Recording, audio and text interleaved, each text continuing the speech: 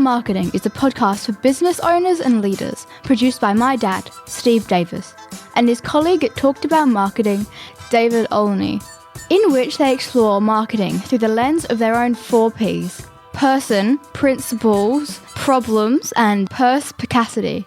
Yes, you heard that correctly. Apart from their love of words, they really love helping people. So they hope this podcast will become a trusted companion on your journey in business. David, I don't know if you noticed this or not, but we were being tailed as we left the building today of the Australian Cybersecurity Centre, and it's why we took longer to get home. I was trying to lose them. Does that surprise you? In the context of being in Adelaide on a whatever day it is, Thursday, it does sound a little bit surprising. I think it's more that other people just also wanted to leave the building and the city. Oh, yeah. I think I just got the heebie-jeebies because we can't even tell you who the person was from the Australian Signals Directorate who was leading the talk there because we're sworn to secrecy. It's all top. This is Australia's defence against cyber attacks, and they're real. And every one of us, you, me, dear listener, you as well, we don't take it seriously enough. And this episode is dedicated to getting us to do that. And I hope you haven't tuned out yet. How can you scare people to listen, David? What would you say? Because this is your gift. Yeah, well, it's do a little bit of work now or have an awful lot of misery later.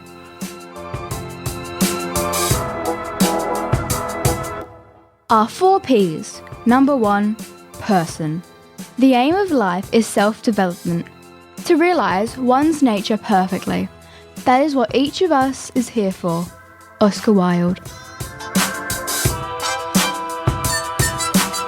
In the person segment for this episode, we want to look at our individual responsibilities when it comes to being safe online. And look, we can be very complacent. As we all know, the human brain likes to be in neutral as much as possible, and that means those pesky passwords or whatever, it's just so easy to say, you know what, just remember it. I don't want to put it in every time. Thank you very much. I have slowly trained myself out of that, David. Little things I have, like the little bit of software that tracks whether emails I send people have been read or not for our CRM. Every day, that prompts me to log in again. It sends me a code by SMS. My accounting software, you have to put in the authenticator code. It's a pain in the butt. But I say to myself, you know what? This is a pain in the butt, 100%. But what if certain creepy people, including some I've worked with in the past, got their mitts on this code and they got in? How would I be feeling about it then? You know what? I wouldn't begrudge this inconvenience for a second. I think that's the mindset we need. Most definitely. Two-factor authentication is annoying the first 20 times, but by the 100th time it's normal. So the sooner you get used to the fact of, the software is going to send a code to my phone now and I'll enter that in. And that way, I can be sure I'm the only one getting into my account. There's actually a wonderful peace of mind from taking the extra 5 seconds for two-factor authentication. And we're going to look at a couple of specific things a little bit later on, but Legends with Bevo is a podcast that looks at different sporting legends in particular, and I've worked with Bevan through our mentoring programs and as a client, and I didn't realise that he's had some issues when it comes to cybersecurity. Well, after I was working with him, I'll hasten to add. And we just heard him telling a story about his experience on the Think Cyber podcast. Jasmine, who runs that, we met also at this briefing today. And that's cyber spelled CYBR. There's no E, of course. And he was telling the story about when it dawned on him that he'd been victim of a scam. I woke up in the morning, as you do, and I just checked my bank statements and noticed there was an unusual transaction. And it doesn't sound like a lot of money. It was only like $130. But in the scheme of things, and as it turned out, it was, quite an absolute pain in the butt, because I looked at the transaction and it said something like a PayPal transaction for advertising. And I was like, well, I haven't, said anything about advertising or paid for anything and asked for anything on Facebook. So what's this? And then all of a sudden I went to log into my Facebook and it'd been suspended. So I'm like, this is my personal Facebook I'm talking about. And I was like, what the heck's going on here? And then I went onto my Legends of Bevo, which is obviously linked, which is my business page, and that had also been suspended. So, and it was just one of those things where it says your account's been disabled due to inappropriate advertising. You probably know all about it, the cyber side of things. And I was thinking, what the heck's going on here? And then just doing lots of different investigating, researching, spoke to so many different people, so many different IT experts, paid thousands and thousands of dollars to get in touch with Meta, and still to this day have not been able to get it fixed. And I guess the most frustrating thing is May last year, these people, whoever they were that got into my Facebook page, started doing these really weird, inappropriate videos and sort of ruining my reputation on my page. And it was only for a short time, and they never contacted me asking for money or anything like that, Jazz. So it was a really bizarre situation. And even to now, I don't know why they did it for, whether it was just to have a bit of fun. Honestly, and it's just been nothing but frustrating. And the page is still there, over 5,000 followers. And I'm just completely helpless that I can't do anything about it. And so, it's just all that hard work. I've had the podcast for, at that stage would have been 6 years, so 7 years now in April this year. So that's a lot of hard work, over 5,000 followers that you lose. Really heartbreaking. As Jasmine points out in that little snippet, he has this preventative mindset, this little habit of checking his bank account. I don't think all of us, I do from a business perspective because I reconcile everything that goes through our bank account. So I would see something that is untoward. It made me think, on the personal accounts, I don't pay quite as much attention. I probably should do that. What's interesting is that one of the case studies that they shared at this briefing today was about a gentleman from Sydney who clicked on a link in an email, and afterwards he just had this spidey sense that something wasn't quite right. So he looked through his emails, and there he discovered draft emails that were waiting there to be sent out in his name to people in his contact list with invoices and a message saying, just sending this invoice again, and here are the details, and it's different banking details. And he was lucky enough to be able to delete them before they got sent. He then discovered that these crooks had worked out from the link he clicked in how to sign into his inbox, and they were going to be using his reputation, riding it into the ground, and sending out emails in his name. That is very tricky, because who would normally pick that up, David? Yeah, who goes and looks in their draft folder when they haven't written an email and want to go through it and make sure it's ready to go? The point here in both situations is people's preventive mindset was, it's a bit weird, I'll have a look. Now, in Bevan's case, it was a little bit too late. He realised after he'd seen the strange PayPal transaction on his bank statement that actually he'd got an email he thought was from Facebook. He'd treated it as if it was serious, and he had, entered his username and password, and in doing so given control of his Facebook account away. His spidey sense came up when he went back to his normal level of preventive behaviour of looking at his bank account the next day. Well, you're dead right, and we're going to talk about some practical things we can all be mindful of in just a moment in next segment. But one thing that was brought up I didn't know existed. If ever you are in doubt and you feel like your personal identity has been stolen or compromised, there's a website you can go to that's idcare.org, idcare.org. An Australian-based company, is a not-for-profit. They do not ask for any donations. They are supported, and their job is to help you recover. This is fantastic, David. Yeah, when you hear someone like Bevan's story where he just didn't know what to talk or who to talk to and lost days trying to work out what to do. If he'd known, just reach out to idcare.org straight away. Who could have said what he could have done, what isn't possible, what can be achieved. That's really more important to just shut everything else down, let everyone know that that account is not you anymore. He could have felt perhaps more positive about the actions he could take faster. And the beautiful thing is they don't care if you're an individual, small business or an organisation. They're there to give you some free support to work out what a plan is going forward and how to recover from this. And they even actually hold cyber resilience outreach clinics from time to time. So I'm going to be having a good look at that site, idcare.org. I think from a personal perspective, just for us to sleep well at night, we have to understand this is real. This happens to a lot of people, more than you would think. And we actually have these tools to try and stay ahead of the curve.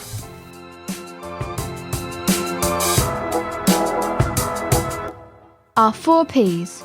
Number 2, principles. You can never be overdressed or overeducated. Oscar Wilde.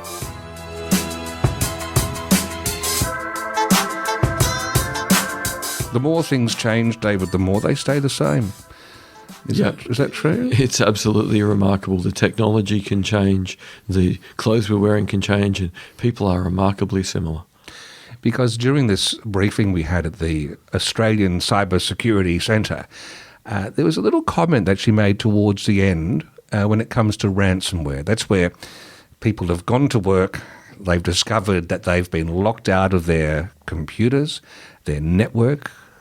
Often, sadly, their backup computers and disks have been encrypted. They've been locked out of them too. And the message comes on the screen that if you want to get access again, pay whatever it could be. It could be $300, could be $1,000, could be many thousands. The advice is do not pay. And that's hard to swallow when you know that you've got your business's workings locked away from you, because that is an Armageddon kind of experience. And what's interesting to me is, as she was speaking and telling this story, I instantly thought of 1066. As you would, David. I'm sure your mind went there as well. Because if we go back to the history of England, in the lead up to 1066, where there was an Armageddon, if you like, the Normans' Armageddon, the poor Anglo-Saxons, in the lead up to that, different kings had been dealing with marauders, David. Danish, all the different Viking types, etc. Hey, my surname's Olney. I've got a certain soft spot for those marauders. Yes. That's why I'm sitting on the other side of the desk. So these marauders would come, and what some of the kings worked out to do is you do a special tax on people, and you would get 10,000 silver coins, whatever that is. I think the figures, that works out to millions of dollars today, and give it to the marauders to say, here, don't hurt us, take this money, go away. And it was referred to as Danegeld. Geld, of course, being the Germanic word for money, for gold. And the thing that history teaches us is all that did was they went away and thought, you know what? That was pretty easy work. Let's get some extra tools, some extra weapons. We'll go back. We'll do it again. And so they did. This is where history can teach us and put this advice into context, David. Absolutely. If the Vikings turned up for the 3rd time and you can't pay, they're always willing to attack you one day if they have to. So why did you give them money the first 2 times? Unless you were going to build stronger ways to respond to them in between. So this point here, if you pay the ransom, they're going to come back looking for more.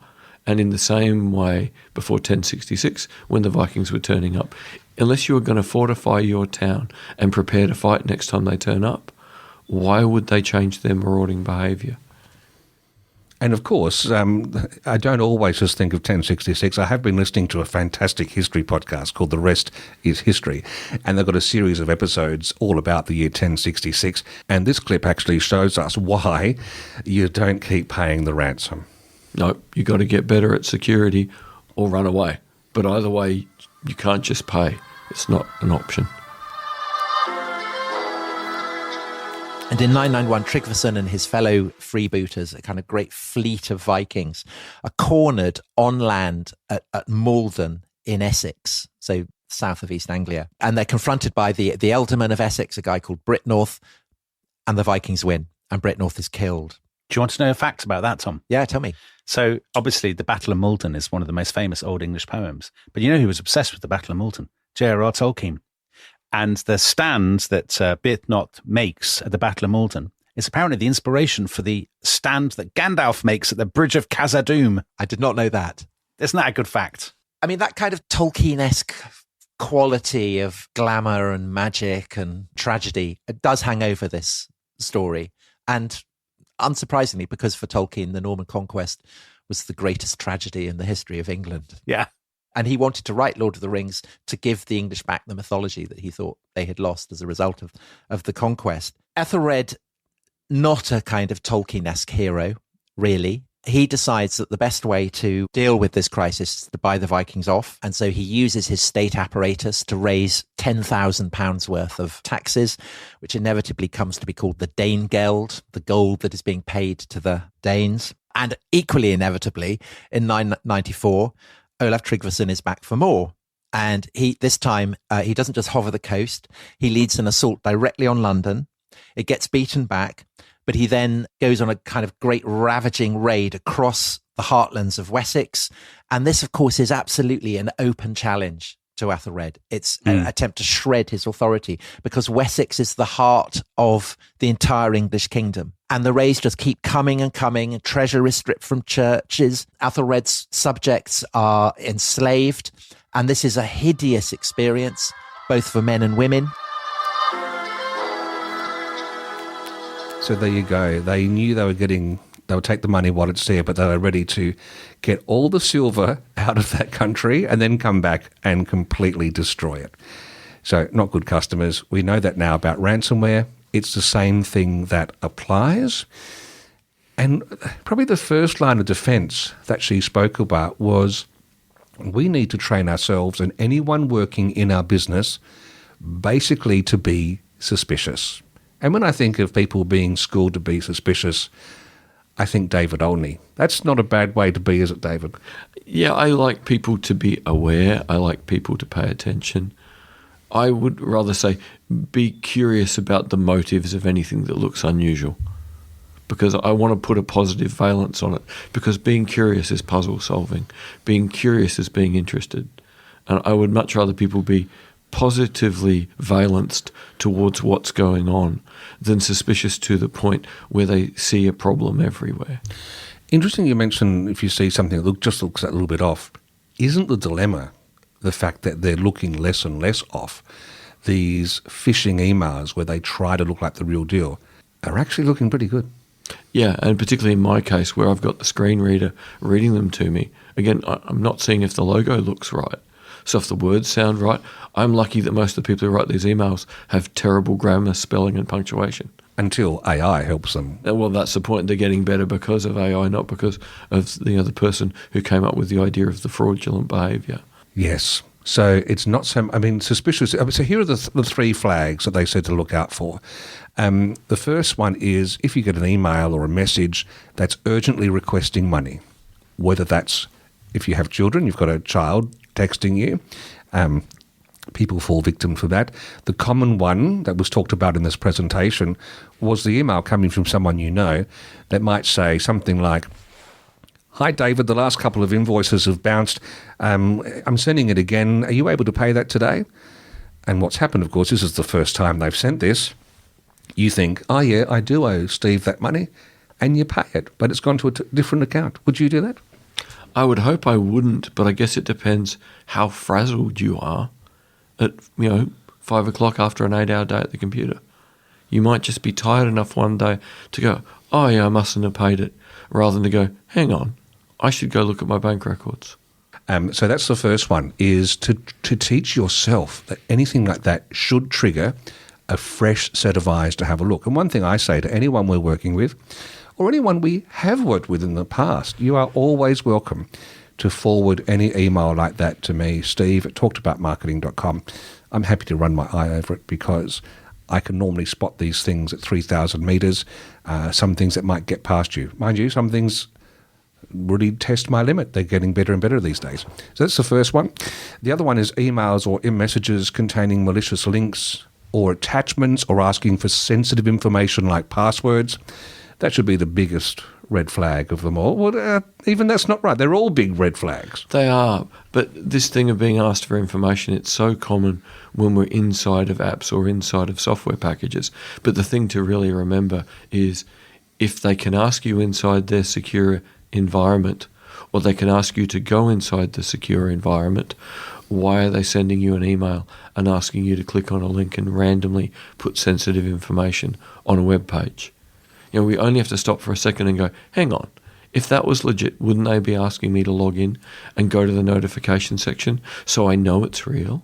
The third red flag is any emails that look that little bit off. And I guess that just means, I think she said, you know, the banks, for example, you get something from ANZZ. ZZ, yeah.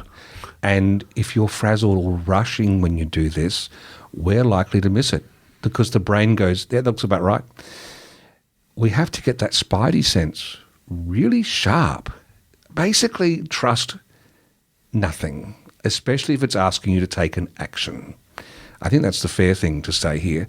So I always make sure when that gets triggered, typically, it depends what your software is, but you could hover over the email address that's in the email and it will show you not the one that it's written to look like, but the real one underneath.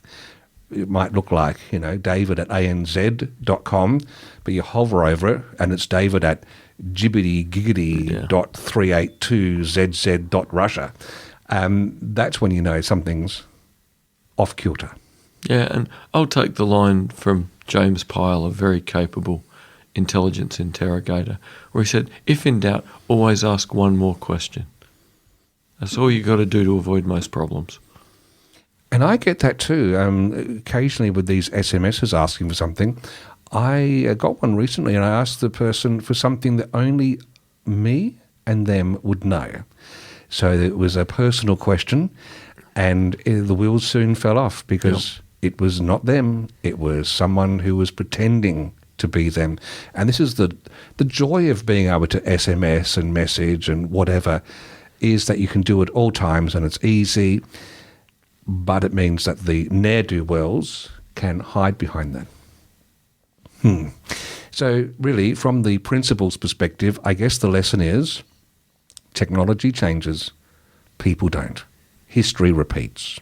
And history sometimes has a fake email address underneath it.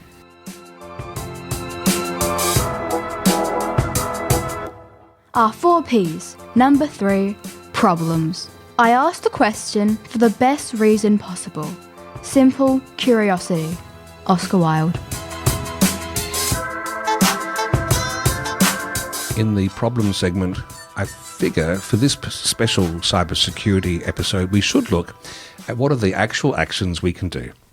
I think most of us have had the bejesus scared out of us, as the saying goes. Let's look at what we can actually do, although we'll notice that the average cost of a cybersecurity incursion for small businesses sits around $50,000. That's very hard to come back from. In fact, they'll probably wipe out most small businesses, David. Yeah, it's a good way to keep this in context. Either take 30 seconds to investigate or potentially be $50,000 down, because that's the average, which means there's a lot that are higher. Yeah.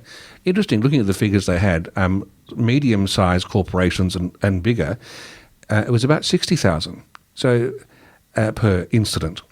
When you think about it, that makes the 50,000 for a small business gigantic. Proportionally, yeah. Yeah. So here are the, we went through the material that was sent to us, and here are some of the free and no-cost options and actions we can take. The first one, we've talked about this a lot, turn on that multi-factor authentication. Sometimes it's called two-factor authentication. Basically means that, especially for the most sensitive accounts, so that's going to be your banking, your accounting, your email, your social media accounts. I include them, even though they're frivolous at one level, they are your reputation online. It's how most people mediate. You are mediated to most people. If we've got two-factor authentication, means when you log in, yes, you have to get a text message sent to you, or you use an authenticator app like Google Authenticator, where it generates an ongoing code that changes all the time, and you plug that in, and then you get in. It is a pain in the butt, but it is nothing compared to having crooks get inside your world. Next one is update software regularly. So that means turning on those auto updates for your phones, for if you've got Windows or whatever operating system you've got, iOS. Let them look after themselves and stay up to date all the time. That to me is a no-brainer. That should be happening. You agree, David? Absolutely. And the one I would add to that is very often to aid in software updates, restart your computer every few days. Don't leave it a month of putting it on the sleep at the end of every day and then waking it up in the morning, because in a lot of cases then it will be slower to do the updates than if you give it a restart every few days. And on that, that's the one that surprised me today, because I will put my hand up. You know, I've got this beautiful Windows beast that I'm running, and I would leave it on for 7 days, 10, you know, and they've actually said, do not leave your computer running non-stop for more than, I think they said 48 hours.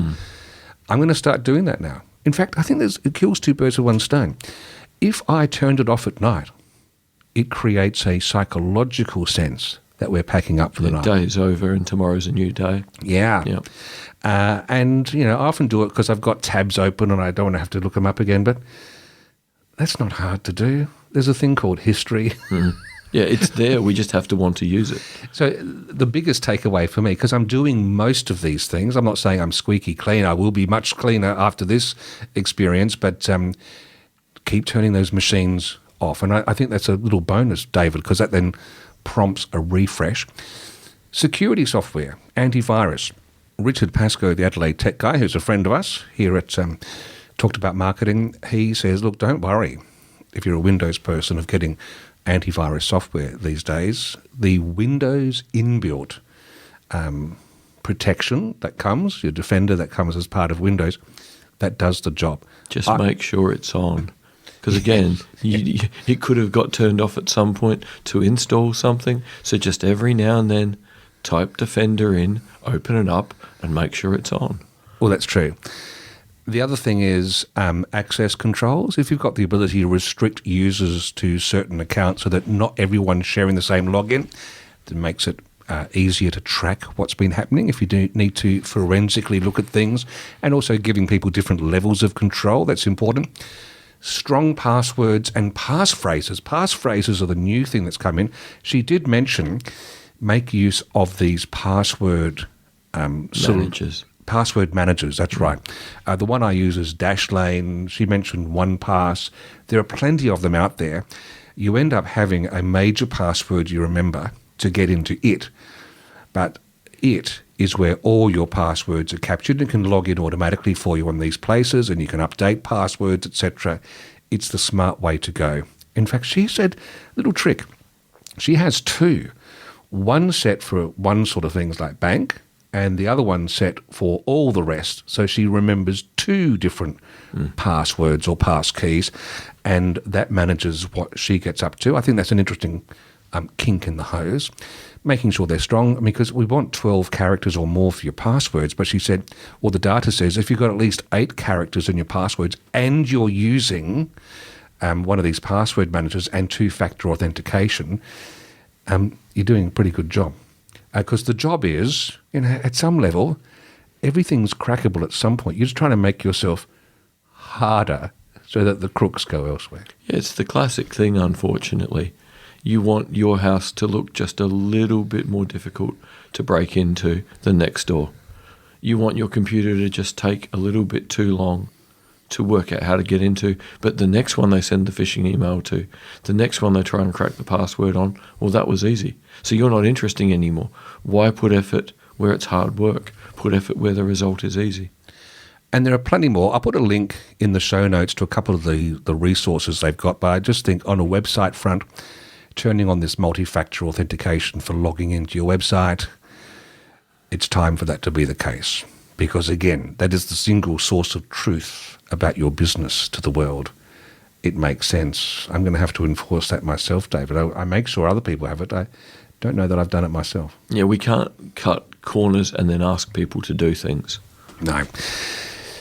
The key thing is, they're the minimal things to do to keep yourself much harder than many competitors as far as protection is concerned. There's a couple of websites, and she did say she wants us to report anything that we find that's suspicious, because that just helps this government agency keep sharp. There's the Australian Cybersecurity hotline, which is 1300 Cyber 1, and I'll put the link in the show notes so you can find that, and also cyber.gov.au. Again, the link's in the show notes. It's worth it. It's worth having a look. They've got a little kit you can download to check the things, but this podcast has covered the most important things to look out for. But there's probably a couple of little contacts that are worth having up your sleeve, dare I say it, favorited and bookmarked on your computer.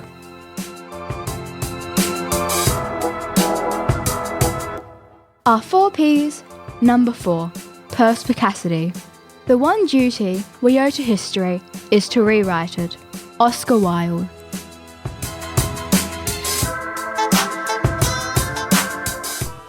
Terrorism has changed the world, and Australia is not immune. But the way of life that we value so highly must go on. Australians are friendly, decent, democratic people. And we're going to stay that way. Our security agencies have been upgraded and are ready to detect, prevent, and respond to terrorism. All of us can play a part by keeping an eye out for anything suspicious. Over the coming weeks, the Commonwealth Government will be providing you with more information on how we can work together to protect our way of life. Be alert, but not alarmed. Together, let's look out for Australia. If you see something suspicious, call 1800 123 400. Authorised by the Commonwealth Government, Canberra. David, as we start this perspicacity segment, how are you? Are you alert? I'm always alert. Can't help it. Are you alarmed? Nah, it's a waste of space. Well, this ad dates back to about 2002. It was after the Bali bombings. The Australian government took this action because people became... We had 9/11, not that much earlier, and I think, to be fair, many of us were a bit rattled. I think the world was pretty jumpy after the Bali bombings happened. Very much Australia was suddenly at the centre of big events that were meant to happen other places. And I guess you could describe this ad that we just listened to as an attempt to have a calming hand placed upon our collective shoulder to say, you know what, it's all right, stay alert, but we're going to get through this. Is that what it was? I think that's what it was trying to achieve. Yeah, I think it's an interesting one because the whole message of be alert but not alarmed, I think, was really good. But having not heard the ad for probably 20 years, it now sounds fairly stale, male and pale. I think the format of the ad is not great, but the message I still really like because be alert has a positive valence. Being alert is not going somewhere negative. It's not being suspicious. It's not being paranoid. It's not mistrusting other people. It's just be alert to anything that is odd. And if it's odd, pay a little bit more attention and decide if it's something you need to take action on. It does, listening back to it now, it does sound like that old lady across the road from you.